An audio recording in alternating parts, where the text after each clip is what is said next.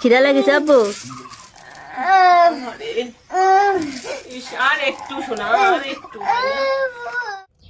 দেখুন বন্ধুরা, এই ভিডিওটাকে একটু ফলো করে বুঝুন যে কি হয়েছে।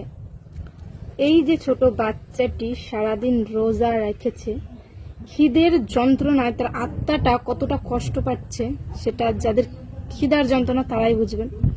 তো প্রত্যেকটা মা বাবাকে বলবো, মুসলিম ভাই বোনকে বলবো যে ছোট বাচ্চাদের রোজা রাখিয়ে এতটা কষ্ট না দেওয়ালেও হবে। যে ভিডিও করছিল বা যারা ভিডিও করছিল, দেখছিলাম এটাকে একটু ফানিভাবে নিয়েছে, কিন্তু একটা শিশুর আত্মাকে কষ্ট দেওয়াটা একদমই ঠিক না। ধর্মেও যারা হচ্ছে কি উপোস করতে পারে না, তাদেরও আত্মাকে কষ্ট দিয়ে কোনো উপোস করার প্রয়োজন নেই।